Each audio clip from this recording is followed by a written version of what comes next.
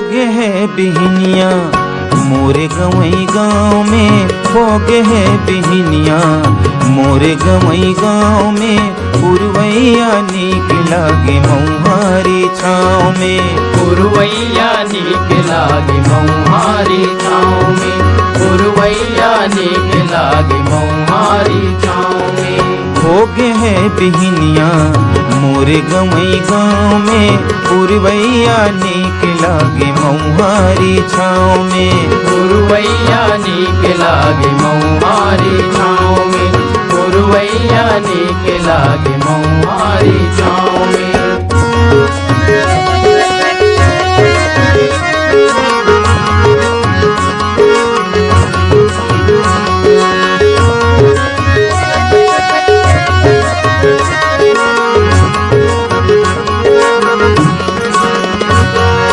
चिरै चुरगुन चाहत थाबे घर अंगना बारी, नावा बहुरिया मांजा थाबे बटकी लोटा थारी।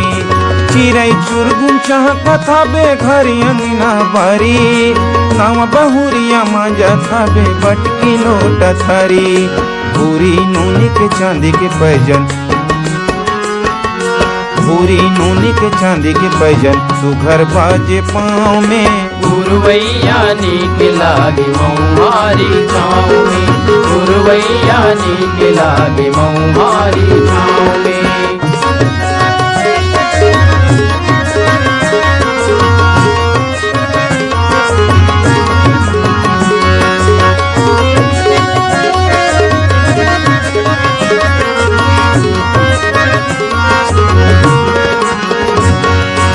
घर पिछोत में सूरज नारायण चकचक ले फरियागे, रौनिया तापे खातिर गांव के लइका मंजूरी आगे।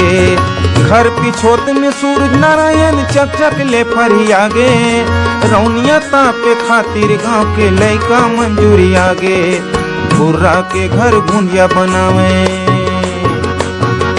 भुर्रा के घर गुंजिया बनावे अपन अपन ठाव में। पुरवैया नीक लागे मऊहारी छाँव में, पुरवैया नीक लागे मऊहारी छाँव में।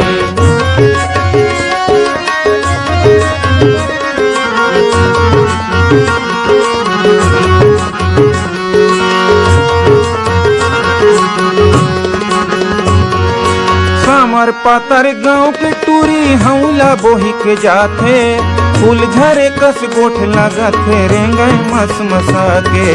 सामर पातर गाँव के टूरी हौला बोही के जाथे, फूल झरे कस गोठ लागत है रेंगई मस मसा के।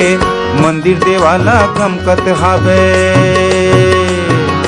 मंदिर देवाला गमकत हावे शिव भोला नाव में। पुरवैया नीक लागे मऊहारी छाँव में, पुरवैया नीक लागे मऊहारी छाँव में।